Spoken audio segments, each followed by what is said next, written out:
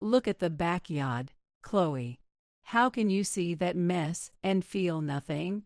You're a failure, as Benjamin's wife, completely oblivious to my poor health. My mother-in-law Abigail shot a cold glance at the overgrown weeds in the garden. So she's telling me to clean up the yard.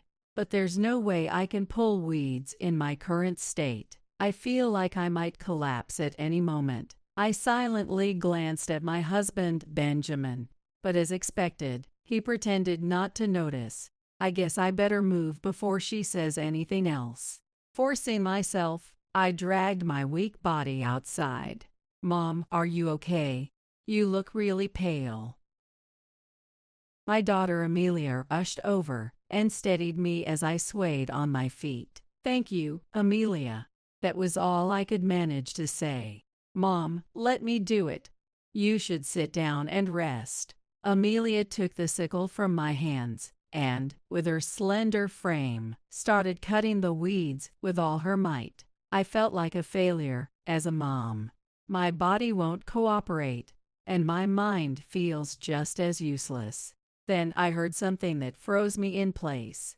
I wish Chloe and Amelia would just disappear. Absolutely, they're useless and only a burden. I hope they never come back. From inside the house, Abigail and Benjamin's voices rang out clear and cutting, shattering me. Why would they say such cruel things about us? I wanted to vanish on the spot.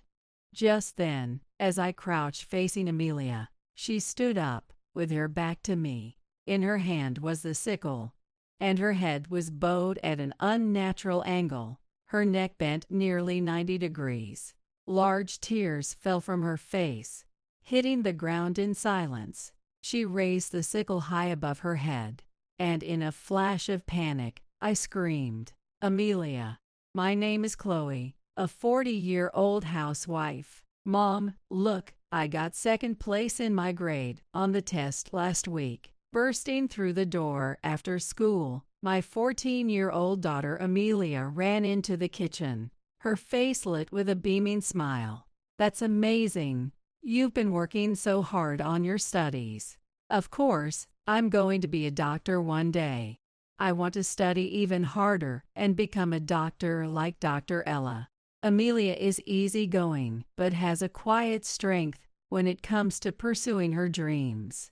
Benjamin and I, on the other hand, casually chose liberal arts majors in college and entered jobs without any real passion. That's why Amelia, with her clear ambitions and determination even as a middle schooler, shines so brightly in my eyes. I glanced over at her as she scooped a steaming spoonful of soup into her mouth. Wait, that's hot. Ah, it's so hot, but it's delicious. Even with tears in her eyes from the heat, she smiled and complimented the taste, making me laugh despite myself. I'm going to finish my homework now. I watched her slender but determined back as she walked to her room, a soft smile on my face. I married Benjamin at 25 after meeting him at work. The following year, Amelia was born. She was a little smaller than other babies her age, and as she grew, her small size and youthful demeanor stood out compared to her peers, making me worry at times. But Amelia never seemed to notice or care. She was carefree and confident, and I decided to trust in her strength.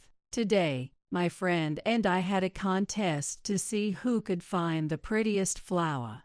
This Sunday, we're meeting at the park next to the preschool at 10 a.m. Every time Amelia talked about her friends, it filled me with joy.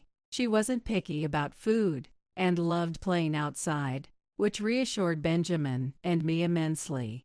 Even in elementary school, Amelia was surrounded by friends and enjoyed her time at school. But something changed when she had just turned 9. Amelia, are you feeling okay? I'm just so tired. Amelia, who used to finish her breakfast every morning without fail, began leaving her meals unfinished and hesitating to go to school. She didn't have a fever, but even the effort of commuting to school seemed to exhaust her, and we received several calls to pick her up during the school day. I wondered if something had happened at school. Was she having trouble with her friends? Worried, I consulted her teacher, who mentioned that even her classmates were concerned about her. On the teacher's recommendation, we visited the doctor and received shocking news. Amelia had leukemia. Why Amelia? She had been so full of life. Why didn't I take her to the doctor sooner? Was it her diet? As a mom, had I failed to notice the signs? These regrets consumed me every single day. Mom, did you know Dr. Ella lived in Germany? She even taught me some German words.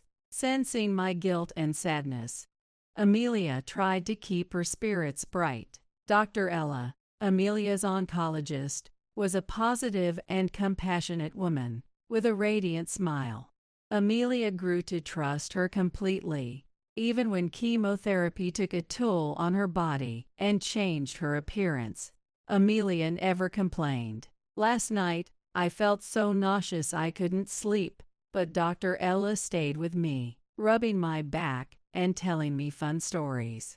I want to be kind like her when I grow up. Dr. Ella explained Amelia's illness and treatment in ways she could understand, always with patience and warmth. Because of her, Amelia endured the painful treatments and emerged stronger. Now Amelia's leukemia is in remission, and she can live a normal life again. Having experienced her illness, Amelia is now working hard toward her goal of becoming a doctor, inspired by the kindness of Dr. Ella. I found myself picking up a tutoring enrollment form stuck on the refrigerator. Amelia hoped to attend a high school with a high acceptance rate for medical schools to help her achieve her dream of becoming a doctor. However, a friend had told me that getting into that school would be difficult without additional tutoring. I had Amelia take a trial test, and while she had mastered textbook-level questions, she struggled with the advanced ones. If you want to attend that school, I really think tutoring would help. I had suggested tutoring to Amelia several times, but Amelia would flip through the brochures and immediately shake her head. Mom, tutoring is expensive. I don't want to use so much money just on me. It's okay, I'll try my best on my own. Besides, you should treat yourself sometimes. It seemed Amelia was aware of our financial struggles. When Amelia got sick, I left my job of 12 years to take care of her. After remission, I only worked part-time 3 days a week, while Benjamin supported us financially. Benjamin didn't have a low income, but the household money I received from him was just $1K a month, while Benjamin covered the rent. By the time I paid for groceries and utilities, there was almost nothing left. I managed the shortfall with my own income. I want to send Amelia to tutoring, but could we increase the household budget a bit? I had brought up tutoring with Benjamin before, but he wouldn't take it seriously. She doesn't need tutoring yet. She wants to go to a school in the next town to pursue her dream of becoming a doctor. Amelia is working so hard. I want to do everything I can for her. For example, we could reconsider the money we send to Abigail. What? Benjamin's mood suddenly soured, and he glared at me. Do you have any idea how much my mom has done for us? You're such an ungrateful person. No, that's not what I mean. Abigail isn't exactly struggling financially, and I just think we should support Amelia's dreams. She can go to whatever school she gets into. Plenty of people make it to medical school without going to that one. It all depends on her own effort. Benjamin sighed deeply and walked out of the living room. I guess it's hopeless. Along with the frustration of his inability to support Amelia's dreams, I started to feel resigned.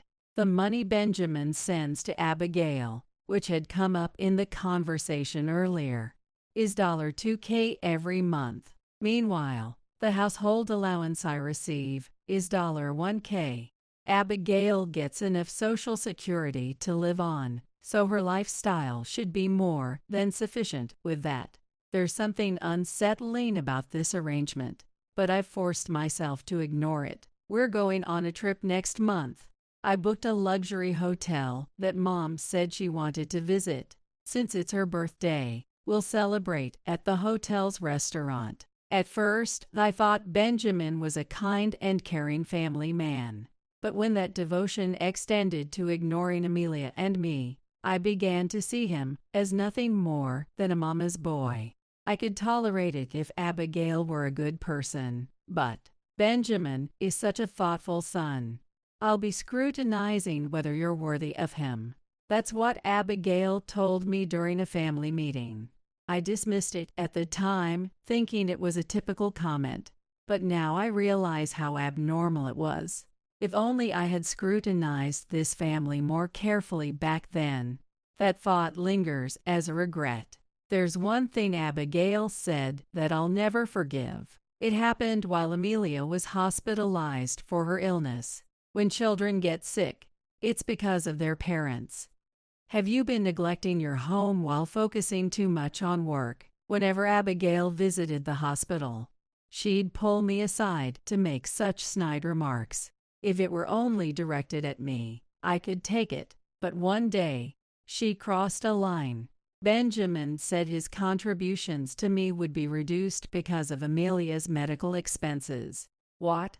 How could she bring this up now? I was too stunned to speak. Unfazed, Abigail continued as if talking to herself. Amelia is such an ungrateful child. Enough. Before I knew it, I was confronting Abigail, my voice trembling as I glared at her. What? You're proving you're not fit to be Benjamin's wife. With that, Abigail left, feigning composure. I hoped Amelia had not heard. Peeking into the hospital room, I saw her turned away, sleeping. Thankfully, she hadn't heard those cruel words. At least, that's what I thought at the time. But now, seeing Amelia's resolute refusal to enroll in tutoring, I can't help but wonder if Abigail's words had reached her after all. My chest tightens at the thought. I can't rely on Benjamin. I'll increase my income myself. I will fully support Amelia's dreams. I gripped the tutoring enrollment form tightly. That very evening, I began searching for a job within a 30-minute commute with good pay. I worried whether I could find such ideal conditions at my age, but I stayed persistent, sitting in front of my computer every day. After a month of searching, one job listing caught my eye. It was for a contract position at a real estate company. The office was a 20-minute bus ride from home, and the pay was decent. What attracted me the most, however, was seeing the executive director's name on the company's website, Henry Jones. I didn't know him personally. However, my first boss at my initial job, who mentored me, was named Oliver Jones. Something about seeing the same last name made me feel a sense of familiarity, or even fate. Oliver had taught me everything I knew about the job. Thanks to his guidance, I learned how to work efficiently. When I left the job to care for Amelia, he gave me his personal number, saying, "If you ever need anything, call me. I'll always be your boss." I never ended up contacting him, but his words remained a source of strength for me. Drawn to the coincidence of another Mr. Jones, I sent my resume to the company. After an interview, I was hired. "Amelia, I've decided to start working full-time next month. My salary will double, so you don't have to worry about money anymore." I handed Amelia the completed tutoring enrollment form. I noticed a brief flicker of hesitation cross Amelia's surprised face. "Watching you work so hard inspired me, Amelia. I thought it was time for me to try something new too. I'm so excited now. Let's work hard together." "Thank you, Mom. Let's do it together." Amelia's face finally lit up with joy. And so began our new life, with no overtime at my job. I could always take Amelia to and from tutoring. Mom, did you know that sunflower seeds are arranged in a perfect pattern? It's called the Fibonacci sequence. Math is so interesting. Today, I attended a presentation about introducing a new system at work. It became a daily habit for us to share the new things we had learned. The time spent talking with Amelia in the car became the highlight of my day. Looking back, those were some of the most vibrant days for us. Perhaps seeing us so content annoyed Benjamin, as he started becoming increasingly irritable. However, Amelia and I were too busy adjusting to our new environments to bother with Benjamin's childish antics. This meal again. I'm so sick of it. I'm sorry. Tomorrow I'll make your favorite meatloaf. I had learned how to deftly deflect Benjamin's complaints. 3 months into my job, just as Amelia and I were getting used to this routine, tragedy struck. My father-in-law Lucas had passed away suddenly in a car accident. Abigail, devastated by the loss, called Benjamin every night, overwhelmed with grief. Listen, both of you, I've made a decision. Mom is going to move in with us. I'm going to pick her up this weekend. Out of concern for Abigail, Benjamin unilaterally decided on the arrangement. What, so suddenly? Are you going to ignore Mom again? That's not it. If she's moving in, we'll need to clear space for her things. We need to prepare. Moving in together wasn't a decision that should have been made so casually, but Benjamin wouldn't listen to a word I said. Since I worked during the week, there wasn't much time to prepare. In the end, Abigail moved in without us being ready. This place isn't even tidied up. Are you pretending to work to avoid doing house chores? I won't. I shouldn't need your approval. Though that thought lingered in my mind, I feared complicating our long-term cohabitation, and had no choice but to humble myself before her. Taking advantage of this, Abigail and Benjamin only grew bolder. I heard from Benjamin, "You barely clean, and only cook simple meals these days." Benjamin is too kind to say anything, but I won't tolerate it. Breakfast must always include 2 homemade dishes. Dinner must consist of a main course and at least 2 side dishes. The bed sheets must be washed every 3 days, and the entire house must be vacuumed daily. She kept piling on unreasonable demands. If you can't manage this, you should quit your job. It's not like you're irreplaceable. If I quit my job, I'd have to spend all day in the same space as Abigail. That was the one thing I absolutely couldn't bear. So I resolved to wake up even earlier to complete the tasks Abigail assigned. What Abigail didn't know, however, was that Benjamin only drank coffee for breakfast. She also didn't know that Benjamin disliked having anyone clean his room without his permission, so he had always cleaned it himself, a rule we agreed on when we first got married. Can you talk to Abigail for me? Since Abigail wouldn't listen to me about the breakfast or cleaning, I asked Benjamin to step in, but he feigned ignorance. Was it that he believed Abigail's words were absolute, or that he simply didn't want to deal with the tension between us? Either way, Benjamin was no help, completely submissive to Abigail's will. It's morning already. Even if I was still exhausted, the morning always came. In the still dark house, I turned on the kitchen light and began preparing breakfast and dinner. At some point, Amelia started waking up early too. "Good morning, Mom. Want me to cut this?" Rubbing her sleepy eyes, Amelia would join me in the kitchen, as if it were the most natural thing. "You woke up early, use the time for yourself." Honestly, just having Amelia nearby was a comfort. But at the same time, I felt guilty for having her, a student preparing for exams, help me like this. Abigail's demands, however, only escalated. "You know I told you to buy seasonings from that store, right?" Our family has always been used to that taste. I didn't have time to go, so I thought this would work until the weekend. Don't be careless. And the bed sheets, you didn't wash them yesterday, did you? The weather was bad, so then use the dryer. It's your lack of cleanliness that made Amelia sick, isn't it? Abigail always said whatever she pleased. I needed a break. After finishing the cleaning and sitting down in front of the fridge late at night, I must have fallen asleep from sheer exhaustion. Mom. When I opened my eyes, Amelia was peering at me with a worried expression. Oh, sorry, I just closed my eyes for a second and must have dozed off. Mom, I want to quit tutoring. What? Why? She had always said she enjoyed tutoring. Amelia stayed silent for a moment before looking straight at me and saying, I want to help you, Mom. You're more important than tutoring. I pulled Amelia into an embrace. To think she had been so deeply worried. I felt both ashamed of my inadequacies and resolute that I needed to change our living situation. On my first day off in weeks, I could barely stand, but I still prepared breakfast as usual before anyone else woke up. Everyone's still asleep. It's a day off after all.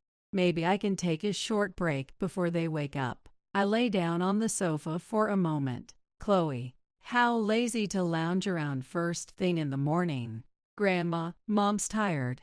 Let her rest. I wasn't sure how much time had passed. In the distance, I could hear Abigail and Amelia's voices. When I opened my eyes, Abigail was standing over me, looking down at me. I'm sorry.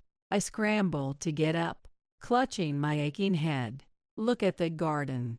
How can you see that and feel nothing? You're a failure, as Benjamin's wife. Unaware of how unwell I was, Abigail cast a cold gaze at the overgrown weeds in the garden. So she wants me to clean the garden. But there was no way I could manage that in my current state. I felt like I might collapse any moment. I looked silently at Benjamin, but as expected, he avoided my gaze. I needed to act before she said something else. Forcing my body to move, I headed into the garden. Mom, are you okay? You don't look well. Amelia rushed over and supported me. Thank you, Amelia. I could barely manage those words. The summer weeds had grown thick and tough. Between my poor health and the stubborn plants, even using a sickle, I couldn't cut them effectively. Mom, I'll do it. Sit down and rest. Amelia took the sickle from me and started cutting the weeds with her slender frame, giving it her all. I felt like such a failure as a mom.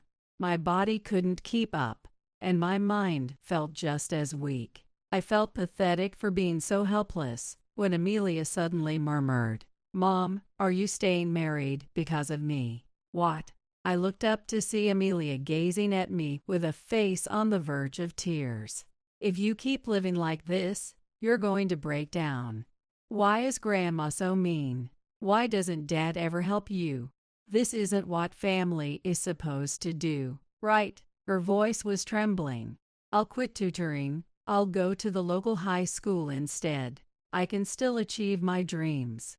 So, Mom, please don't stay married for me. I realized how much I had pushed my child, still just a student, preparing for high school entrance exams, to the breaking point, as I struggled to find the words to respond.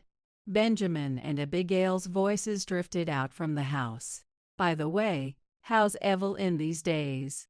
Evelyn. She's crazy about me. I love how she's so devoted. Were they openly discussing an affair? And with Abigail's approval, Amelia and I exchanged looks of disbelief. What brought you two together? We started working together, and just clicked. Then, as we talked more, we found out we went to the same high school. Of course, she's 20 years younger than me, but after she learned we shared a high school, she started warming up to me right away. Hearing Benjamin reminisce about Evelyn so fondly made me feel sick. but Amelia's disgust was even more obvious from her expression. The two continued their conversation, oblivious to the fact that their voices carried outside. Evelyn. Where have I heard that name before? No, it must be my imagination. As I mulled over my irritation, I heard words that left me frozen. I wish Chloe and Amelia would just disappear. Then I could start a new life with Evelyn. Exactly. They're useless and just a waste of money. I hope they never come back. The sound of their mocking laughter rang in my ears, leaving me paralyzed. Why would they say something so cruel? I felt an overwhelming urge to vanish. Just then, Amelia, who had been crouching across from me, stood up and turned her back to me. In her hand was the sickle. She bowed her head at an unnatural 90-degree angle, tears dripping onto the ground. She raised the sickle high above her head, and in a panic, I screamed, "Amelia!" I thought for a moment she was about to harm herself, but my scream was drowned out by the sound of glass shattering. The sickle Amelia had held flew straight into the living room where Abigail and Benjamin were, smashing into the window. The glass cracked, scattering shards everywhere. "What are you doing? Are you trying to hurt someone?"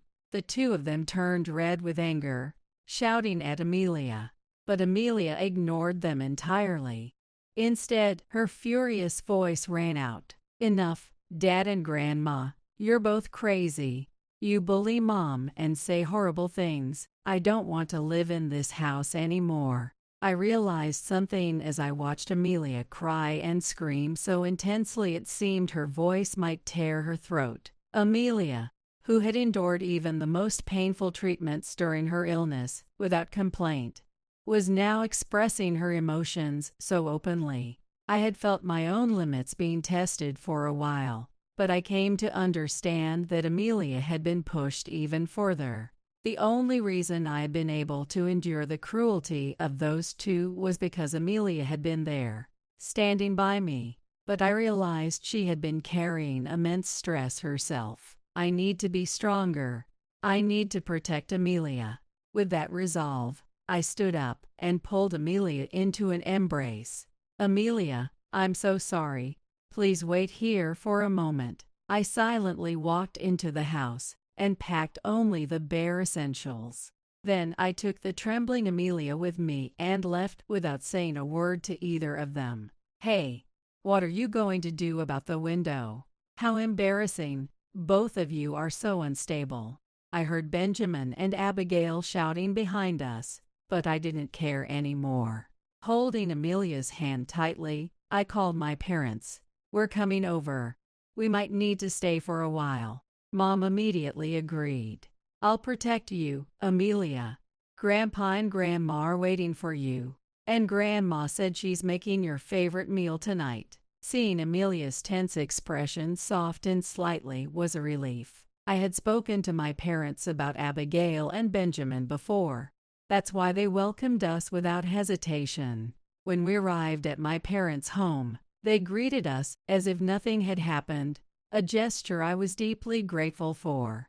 In front of Amelia, they didn't ask any questions, and I couldn't have been more thankful for that. As Amelia helped Mom in the kitchen, just as I had expected, Benjamin called. Making sure Amelia would not hear, I stepped outside to take the call. "Let's get divorced." Amelia had also said I should get divorced, and now that Benjamin's affair with Evelyn had come to light, I no longer had any doubts. "Living with you two has been suffocating," Benjamin said, sounding eager to move forward. Normally, being the one who was cheated on, I could have pursued alimony or child support in court, but I wanted to sever ties with them as quickly as possible, so I chose not to make any claims for compensation or support. "Come to the courthouse tomorrow at 12 p.m. Sign the divorce papers, and it's done. Don't even think about saying you've changed your mind. I've already promised Evelyn we'll be together." Hearing Benjamin blatantly declare his plans to move in with Evelyn left me speechless. Without saying another word, I hung up the phone. Just one more day to endure. Mom, your work phone is ringing. Amelia called out from behind me. Turning around, I saw her standing in the doorway, holding my work phone and waving it at me. Hurrying over, I took the phone and saw the name displayed. Evelyn Jones. Evelyn Jones. That name Benjamin had mentioned. His mistress. And she was the marketing department employee who joined my company this year. I remembered being present at a recruitment interview since I worked in HR, sharing the same last name as Oliver, whom I respected deeply, and the executive director, Henry Jones, had naturally caught my attention.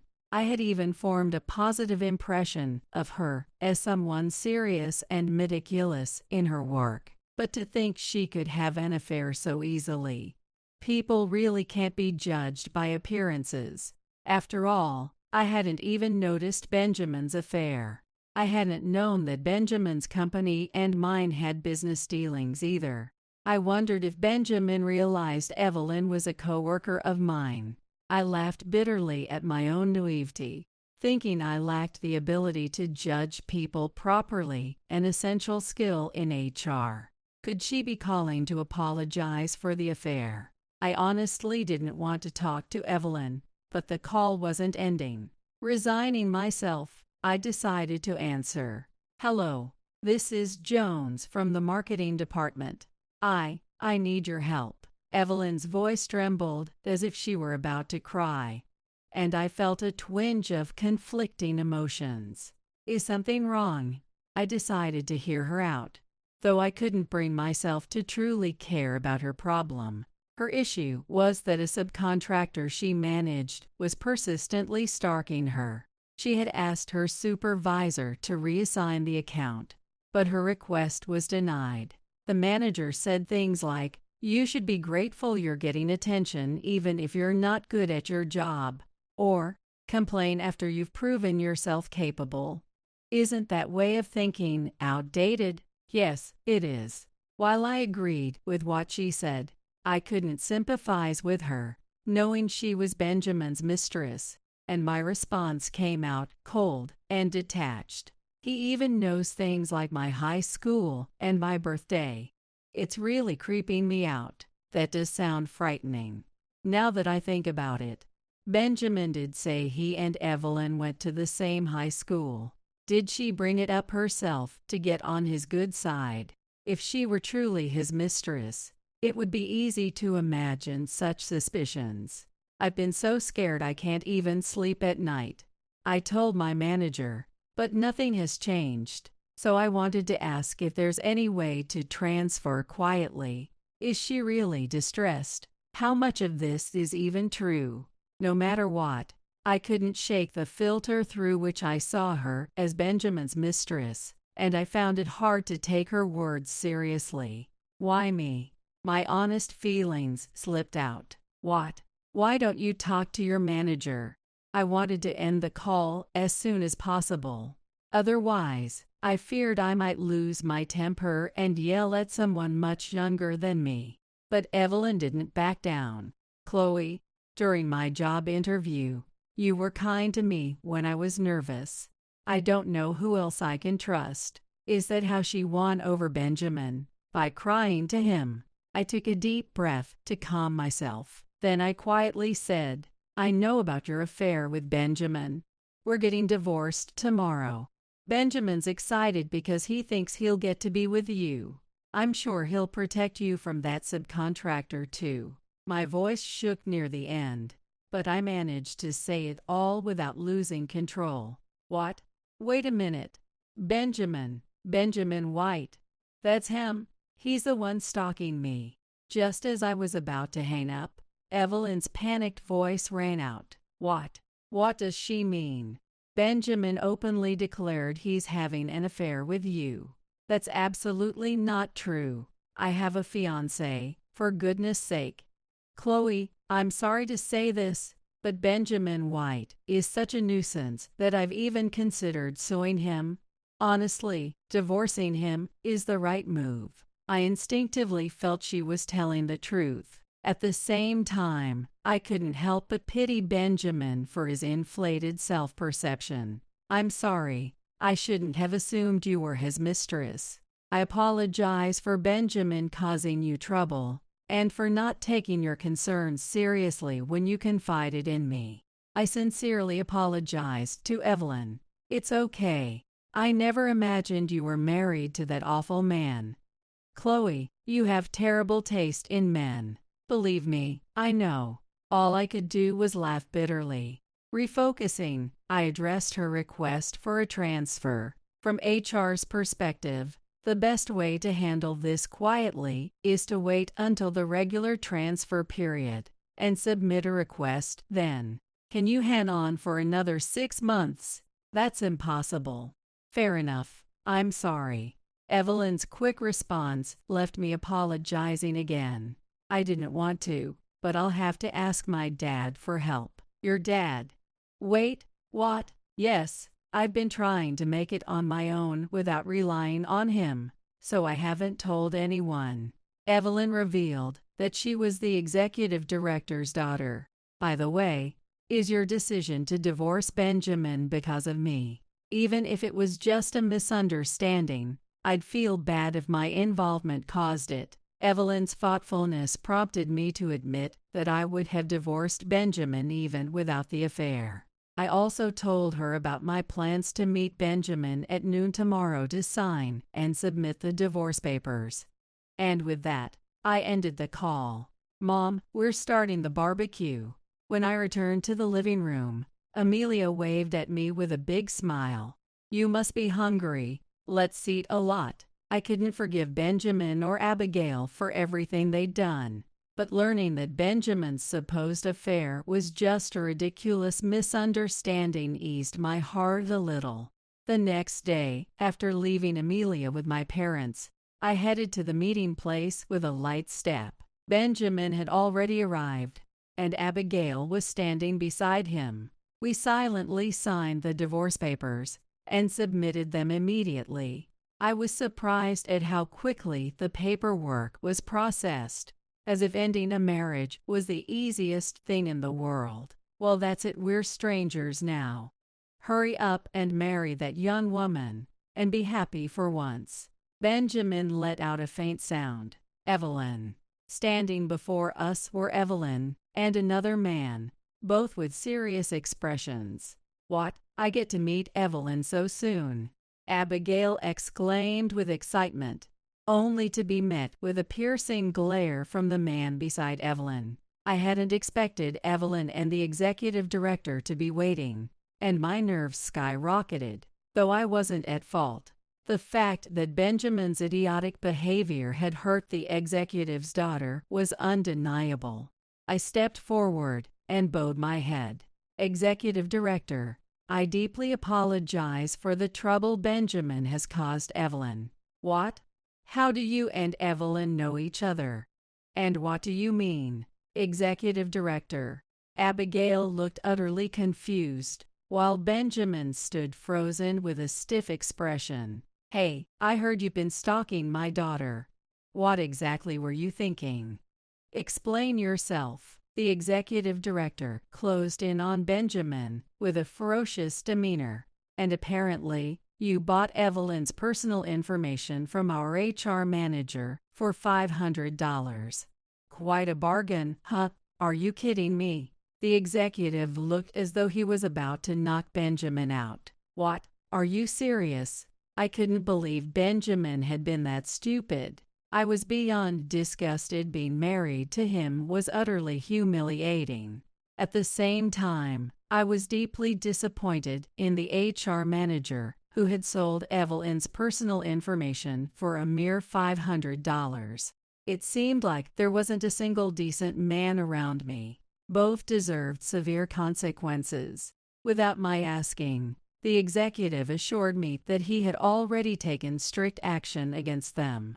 First, he informed Benjamin's company about Benjamin's stalking of Evelyn. The company, wanting to salvage the situation, pleaded for forgiveness by agreeing to terminate Benjamin, and promised to cut all ties with the executive's firm. And so, you're fired as of today, the executive declared. But I need to support Mom. How can you be so heartless? Heartless? Look who's talking. No one paid attention to Benjamin's complaints except Abigail, who looked at him with concern. And as for the HR manager who sold Evelyn's information, he's also been terminated. Now, Chloe, I have a request for you. Yes, what is it? I wondered what he could possibly want. When he spoke, I was utterly shocked. I'd like you to take over as the new HR manager. What? I was speechless. But I'm just a contract employee. That's right, I was in my second year as a contract worker. How could I possibly be considered for a managerial position? But the executive smiled warmly and nodded firmly. Everyone recognizes your meticulous work ethic. I've had high hopes for you from the start. What was he talking about? I must have had a bunch of question marks floating over my head. The executive smiled and said, "You used to work with Oliver Jones, didn't you? He's my nephew." Really? To think that my respected mentor Oliver was related to both the executive director and Evelyn. It made me feel deeply that joining this company was truly meant to be. By chance, Oliver came here with my brother on the day of your interview. The moment he saw me, he insisted I hire you. He wouldn't take no for an answer.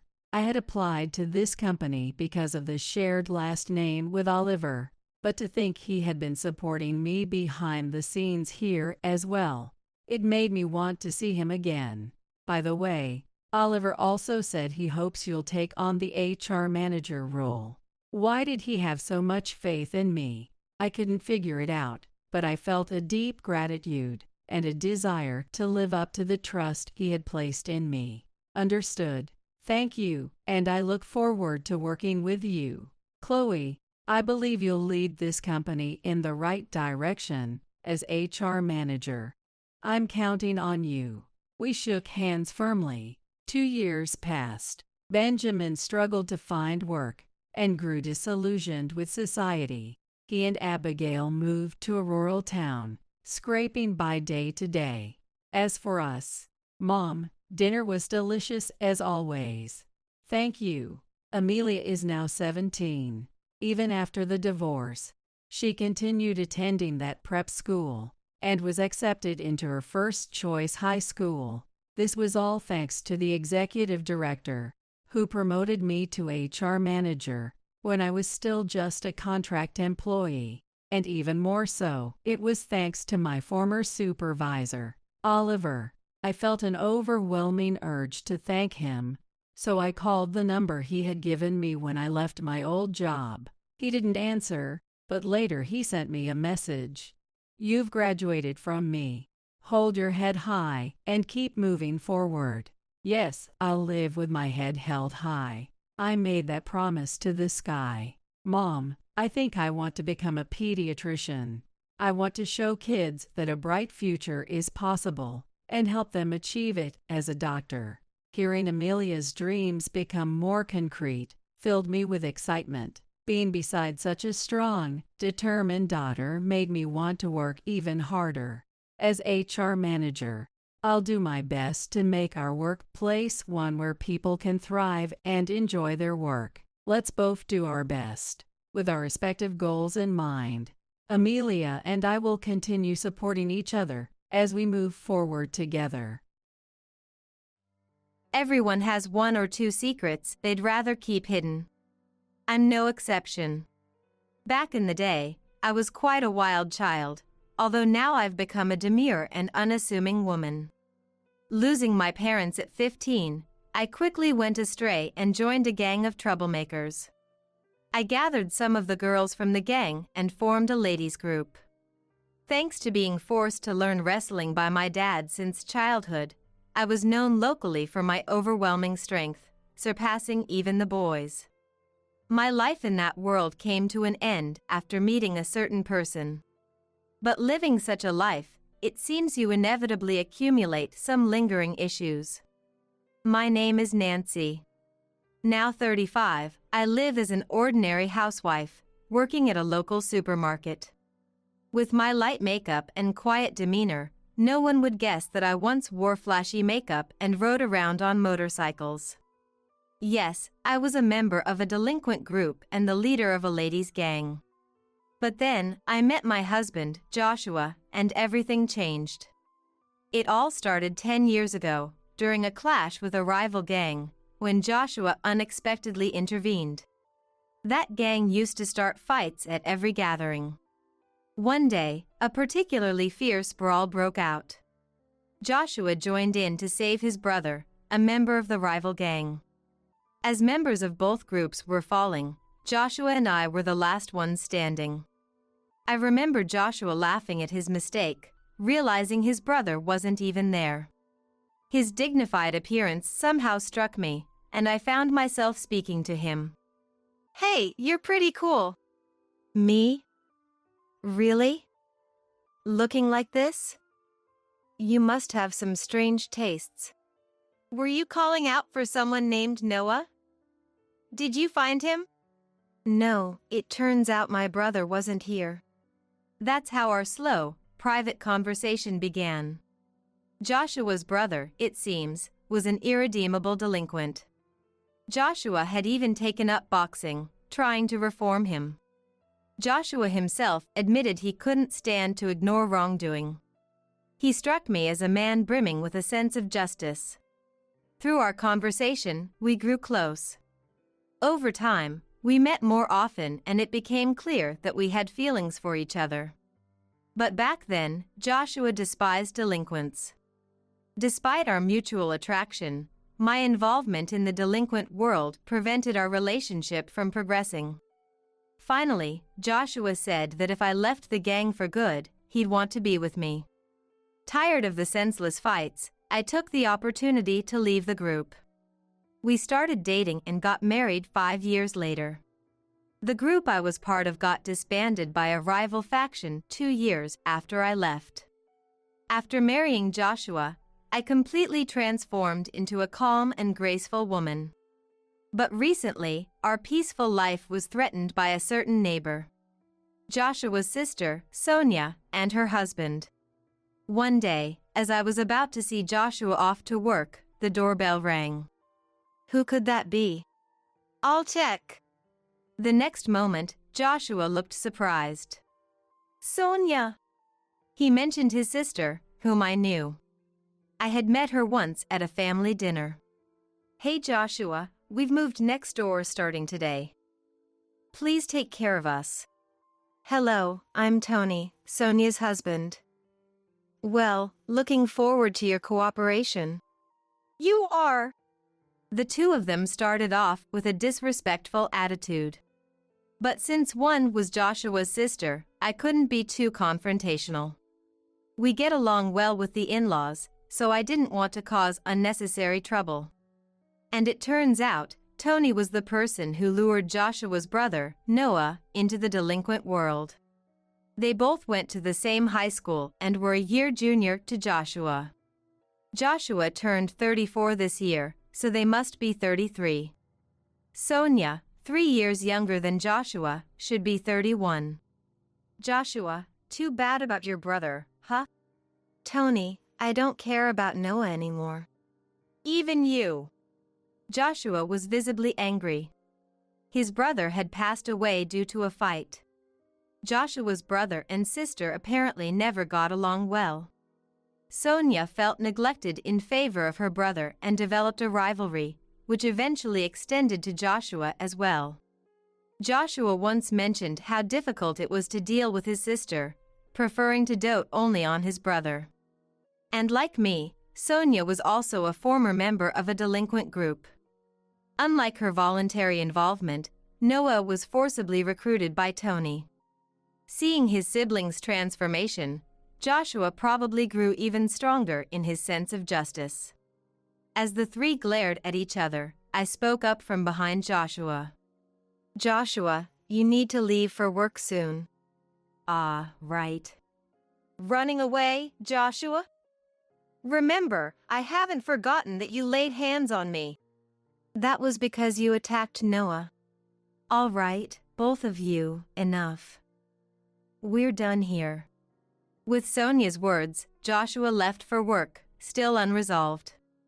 And at the same time, the bell tolling the start of Sonia and her husband's harassment began.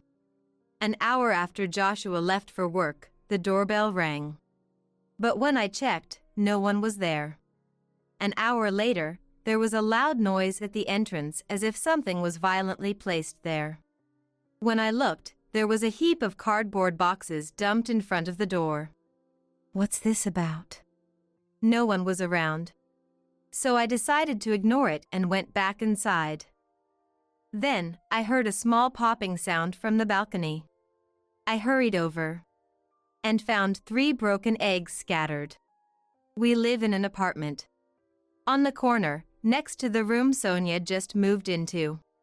This means the harassment likely came from Sonia's room, as there are no neighbors on one side and it's too high for someone from below. Angry, I confronted my next-door neighbors. Hey, is that you? What do you want, showing up like this? Sonia greeted me with an irritable demeanor. Is this your idea of a prank? Throwing eggs on our balcony?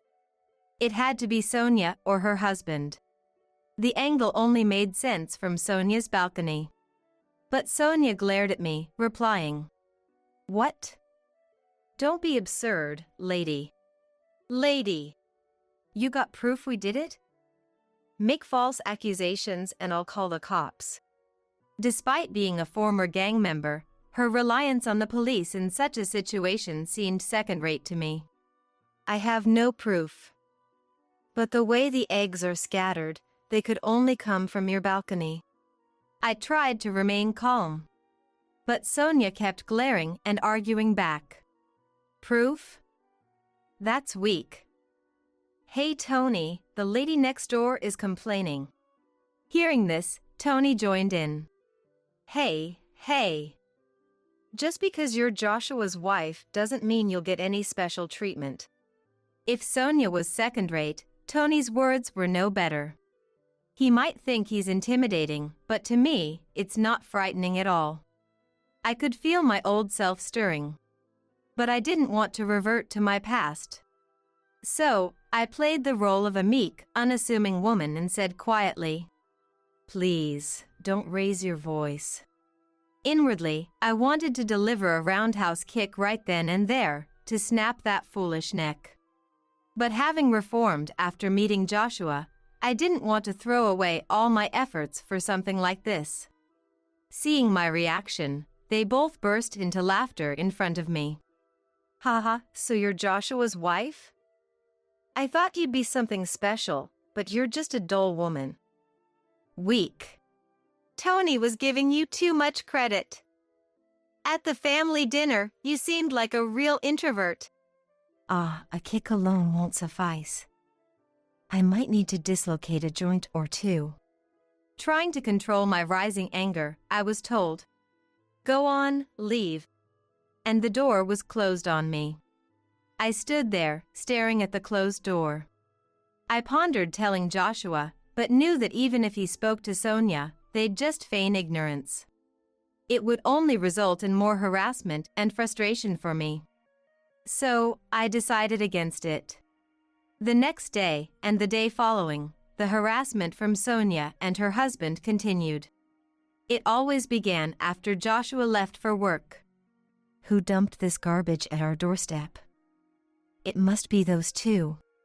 As I was about to leave for work at the supermarket, the door got stuck halfway, blocked by a bag of garbage. I reluctantly took it to the disposal area and then headed to work. 5 hours later, I returned home to find, This is unbelievable! There was a cardboard box in front of the door, arranged like a table. On either side of the box, lit candles were placed. And in the center, a vase with flowers was set.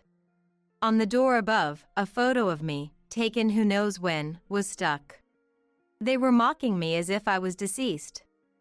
Furious, I was about to kick the cardboard away when Joshua called from behind. "Nancy?"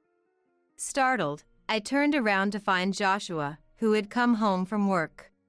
"You were an hour early?" "I got off work early today." "What's all this?" Joshua was also surprised at the sight in front of the door. We quickly cleaned up the cardboard and candles from the shared hallway and went inside. There, I told Joshua everything that had happened. "So, it's likely Sonia and her husband. But we don't have any proof, so even if we confront them, they'll just deny it." After a moment of thought, Joshua had an idea. "Let's buy cameras. One for the balcony and one for the entrance. Especially hidden well at the entrance." I agreed with Joshua's suggestion. There was a limit to how much more we could endure. We immediately purchased cameras online. We had the cameras delivered to Joshua's workplace to avoid suspicion. "For now, we'll just have to endure until the cameras arrive. Then we can retaliate with evidence." Understood. So, I bore the harassment from Sonia's house for the next couple of days. For most people, endurance means being unable to fight back due to lack of strength or fear. But for me, it was different. I was holding back the urge to retaliate. In a world where using force was permissible, I would have already pulverized those two. Having the ability but not being able to use it was incredibly frustrating. 3 days later, Joshua came home with the cameras. "Any trouble since?" "The usual. Today, they even threw a fish head onto the balcony." "Let's set up the cameras right away. Put one behind the air conditioning unit on the balcony, aiming at Sonia's balcony. We'll hide another near the fire extinguisher by the entrance." The day after installing the cameras, Sonia's antics started again as Joshua left for work.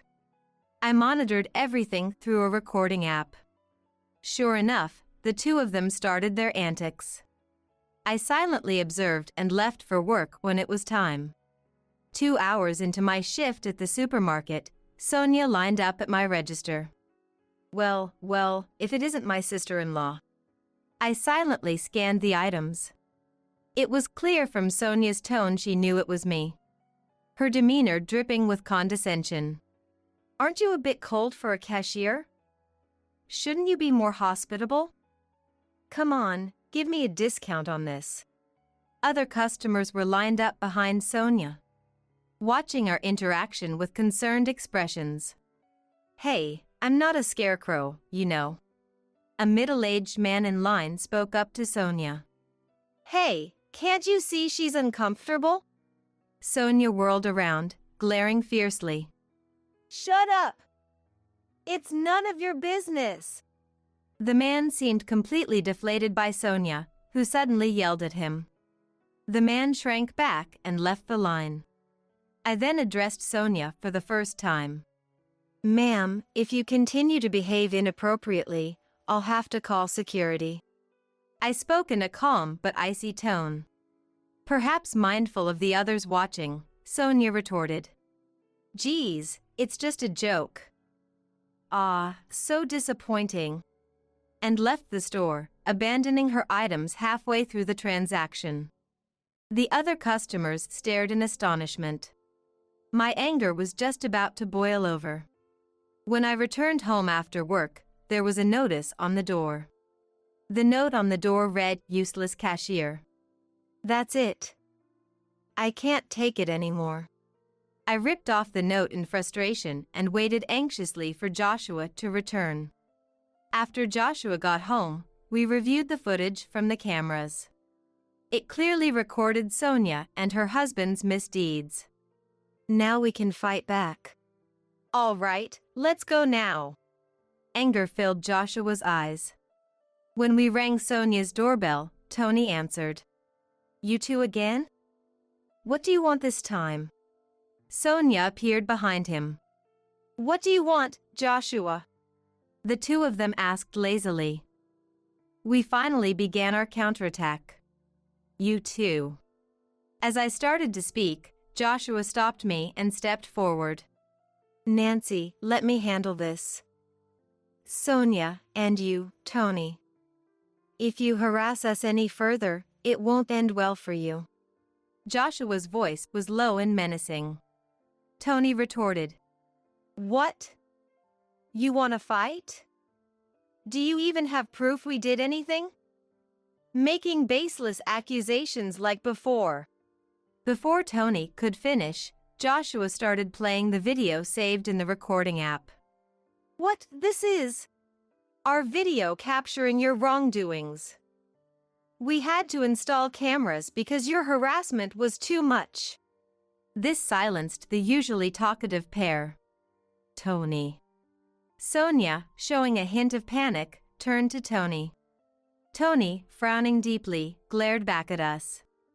Damn it, you got us this time. The trouble started from your end, remember? I said with a serious face. Tony retorted. So, we settle this with force, huh? Wait there, Joshua. I'm calling someone. Call whoever you want, we'll be ready. Joshua stood firm, undeterred. As the situation escalated, Tony desperately pleaded into the phone. William, I need backup, now. His tone was completely different from the bravado he showed us, repeatedly begging for help. After hanging up, he turned back to us. Get ready. William, the most notorious guy around here, is on his way. He smirked at us. Convinced of his imminent victory, but relying on someone else's strength showed his true cowardice. Why don't you confront us directly? Ha, keep talking. I know your strength well. I called a special guest this time to ensure you both feel real terror. What a pitiful sight it was. No matter how much they threatened, neither Joshua nor I felt any fear. You must be too scared to even speak, the quiet and meek Nancy, right? Sonia taunted me with a condescending tone. 5 minutes later, the much bragged about William arrived. However, he looked surprised when he saw us. William, over here. Long time no see, William. Sonia and Tony were visibly excited, having high expectations of him. But their expectations were quickly shattered. What's going on here? Indeed. Long time no see, Will. My calling him Will left Sonia and Tony with puzzled expressions. Joshua also greeted him. It's been a while, Will. The couple looked even more confused by this interaction. Confused, Tony asked. What's this? How do you know William? As Tony spoke with sweat on his forehead, Will looked back and forth between us. I simply said to him, Will, let's not do this, okay? Hearing this, an angry Tony retorted, Don't joke around. William, please, do something. Please. Sonia and Tony were frantic, unable to grasp the situation. But then Will addressed them. Hey, don't tell me you messed with Nancy? His question left the couple momentarily stunned. So, what if we did? Tony answered hesitantly. Furious, Will shouted. Idiots! Don't you know who you're messing with? His rebuke left them standing frozen. They clearly had no idea what was going on. Seeing this, I turned to Joshua and said, Hey Joshua, can I revert to my old self from 15 years ago, just for now? Instead of Joshua, it was Will who turned and responded. Nancy, please don't. If you do something to them, it might end up more than just an injury. What? You're giving me orders now, Will. No, I didn't mean it like that. Seeing the special guest they called for help now humbly apologizing to me, Sonia and Tony were bewildered. What's happening here? Their faces turned pale as Will spoke. Do you two know about BBN? Well, yes. It's famous. It stands for Black Butterfly Nancy, right? The nickname of the former leader of a ladies' group. That's right. And this lady here is Nancy herself. No way! Really? What? Both lost their bravado in an instant. Continuing, Will said, Back then, I led another delinquent group. But we were decimated by Nancy's group. She could take down 30 people by herself. Sonia and Tony now looked at me fearfully. It made sense. They'd been harassing someone who they thought was inferior, only to find out she was the leader of a ladies' group they themselves had once belonged to. I didn't know. Nancy is practically a legend. We joined the group 6 months after you left. As Sonia said, she and Tony had joined the group half a year after I had left. Will had been scouted by me and stayed in the group even after my departure, and looking after Sonia and Tony as their senior. He left the group just before it was decimated by a rival group. By that time, Tony had taken over as the leader, and was the last leader before its downfall. Before you ruined it, it was an invincible group. You can't match Nancy. That. How could this? Tony was increasingly cornered and distressed by Will. Well, the group that took you down is now the strongest in New York State. But if Nancy was still active, she would still be the strongest. Hearing this, Sonia and Tony collapsed, their spirits broken. Seeing this, Will turned to me and apologized. Please forgive them for my sake. Watching Will apologize, Sonia and Tony had completely lost their will to fight. They never imagined their call for help would backfire this way. All right, but you'll have to settle your dues properly. I glared at the two of them and said, Ah! They let out a short scream. For 1 month, you'll clean this apartment and our balcony that you dirted. If you skip even 1 day, I won't be so forgiving next time. Okay. Sonia, completely intimidated, managed to stutter out her agreement. Tony, unable to speak, just kept nodding frantically. Watching them, Will commented, No one can really stand up to Nancy. Hearing this, the silent Joshua finally spoke. But I hate delinquents. If Nancy hadn't reformed, I wouldn't be here. Looking down a bit, Joshua said softly, and I peered up at him. Don't worry. I won't show that side of me again. Will burst into laughter at this scene, and we all ended up laughing together. Will and Joshua knew each other because the three of us had met after I left the group. We bumped into Will while on a date and had tea together. Well, now that's settled, why don't you come over for dinner, Will? We three left Sonia and Tony slumped by the entrance and headed to our apartment. Before entering, Joshua added, Sonia, you're my sister, so I'll let this slide just this once, but there won't be a next time. Watching him, I wondered if he too was hiding the same fighting spirit as us. From that day, the harassment from Sonia and her husband completely stopped. As promised, they continued cleaning our balcony and the common areas of the apartment.